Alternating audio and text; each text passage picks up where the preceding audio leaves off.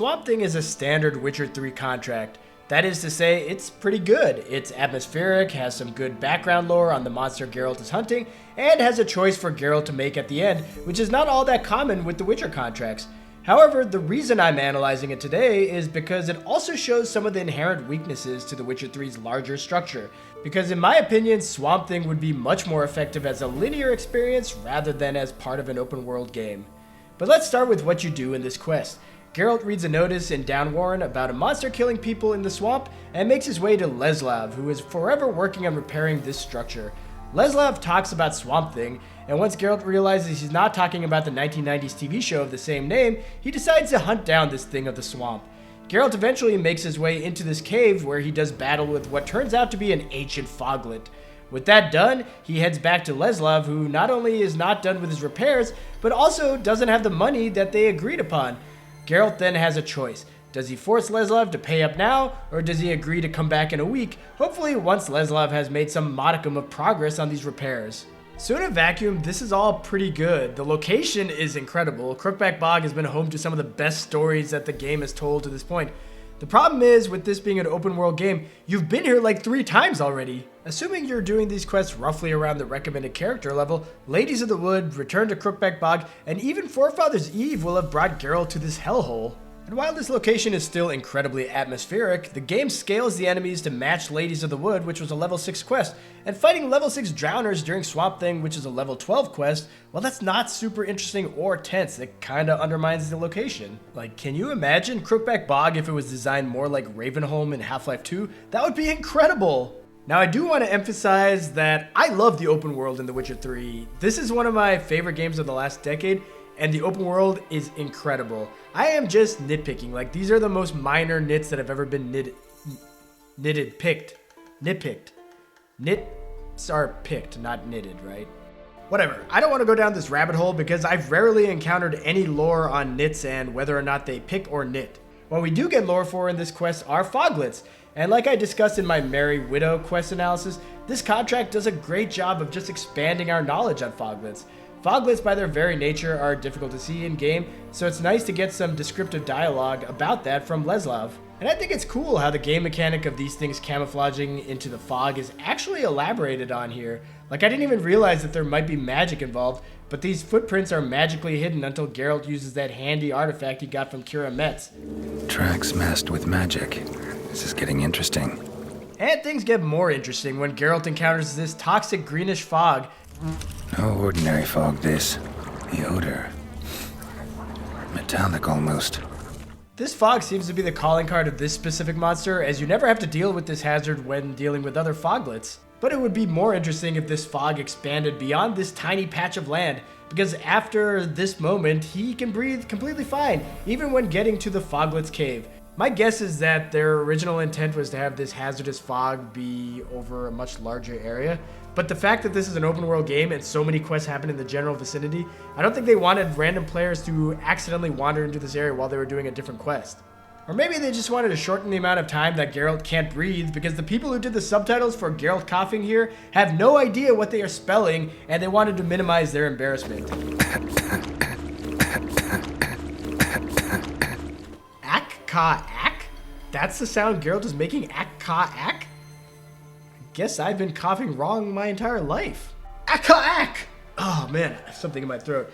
But while I clear up that phlegm, let me be clear that I really enjoy learning about foglets in this quest. This is why I love the Witcher contracts in this game. They take simple monster killing quests that would be absolutely meaningless in other games and make them feel like a defined part of this world. This comes from the incidental dialogue, the bestiary entries, and also the fact that these contracts often have these unique cutscenes introducing the beasts. Like, if I didn't have this clip, I honestly wouldn't be able to tell you what a foglet looks like because you barely see them in combat, so these scenes are really cool. Unfortunately, it would be much cooler if Swamp Thing was actually our introduction to foglets. Like, if this was the first time you fought a foglet, there would be this air of mystery, a sense of the unknown, and with those things, there would be this inherent tension and uneasiness when Leslav talks about things like this. Thought it were a man at first. Then it turned, and I saw eyes burning like coals and a jaw full of fangs, one next to the other. Or when Geralt mentions this when finding this poor soul's body. Didn't even have time to pull out his weapon. Monster must have been concealed. Surprised him. Guess I'm dealing with an old foglet. But that uneasiness is undermined by the fact that you are required to have finished the Wandering in the Dark quest to get the magical artifact from Kira, which is how you reveal the tracks in this quest. And you know what enemy shows up repeatedly in Wandering in the Dark? Foglets! And bad level design, but Foglets is what I'm talking about. You fight a ton of them in that quest, and they are among the more challenging and creepy early game enemies you encounter. But then when you eventually get to Swamp Thing, that creep factor is now gone, and then when you ultimately fight this ancient Foglet, who is named Ignis Fatus, it's challenging, but it doesn't feel any more challenging than the 10 other Foglet fights you already had. CDPR nails this at other points of the game. For example, the Toad Prince in Hearts of Stone is a great example, because that creature is limited to one encounter. But whatever, we killed Ignis Fatus, which, by the way, where did those names come from? Like, our Foglet parents going around being like, yeah, my kid Ignis is like off fogging it up. Or is Geralt like glorifying his own adventures and he's like, I didn't kill a simple Foglet, I slayed Ignis Fatus. Although now that I think about it, that sounds like something Dandelion's doing, like that he's just like embellishing the bestiary. My god, this game is so good. Even when I'm being really critical of a quest, I'm still finding things to think about that I never do with other games. Unfortunately, I do have one more thing to nitpick about here, but I'll soften the blow by talking about the good stuff first.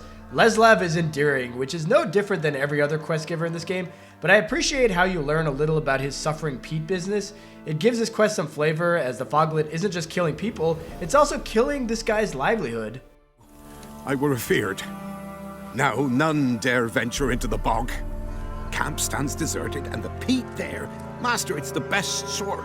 Black as pitch and oily. Good for fuel. Fascinating, but staying with the topic at hand. Geralt's being a dick, but I think it's fascinating, especially when he elaborates more on his suffering Pete business later. Unfortunately, he's only telling Geralt this because he can't afford the fee that they agreed upon. Well, Hang on a minute. This is less than we agreed. Master Witcher, that beast, it kept me from gathering peat. And I'd still me family to feed. But a few crowns left now, and I've yet to buy new tools. Oh man, Leslav, this sounds kinda shisty. He tells Geralt he'll double his pay if he comes back in a week, and Geralt has to decide what to do. I actually really like this choice because unlike most of the decisions in this game, this one has nothing to do with the monster and everything to do with Geralt's profession as a Witcher.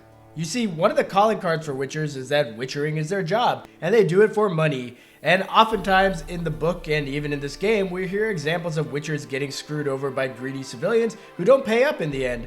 And so when Leslav claims not to have the money and that he'll have the money later, it's a surprisingly tough decision for a couple of reasons. In terms of Geralt the character, he doesn't know if Leslav is pulling a fast one on him, especially because this is something that is not altogether uncommon to happen to Witchers. So there's a natural pull to just going with this dialogue option here. This shit never changes. I risk my life for you folk while you try to swindle me out of coin. You'll give me all you've got, old-timer. Now. Here. Good. Now get lost.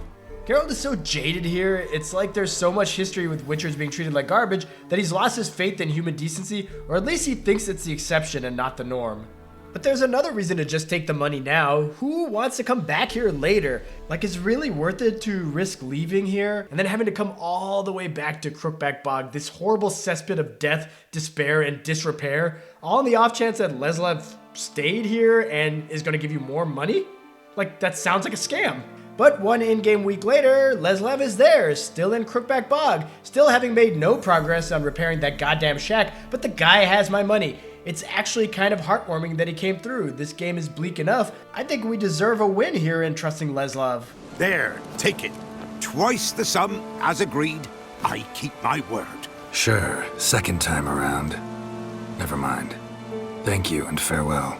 Props to the writers for making sure that Geralt is still jaded here. The only problem, the open world screws up the feel of this choice. Because this choice that is trying to impart some of the more subtle challenges of being a Witcher can only resonate if it's a true inconvenience to the player. But like every open world game, there's a fast travel option, so while it's minorly annoying, it's hardly an inconvenience. It took me maybe like 2 minutes to meditate through a bunch of days and get back here.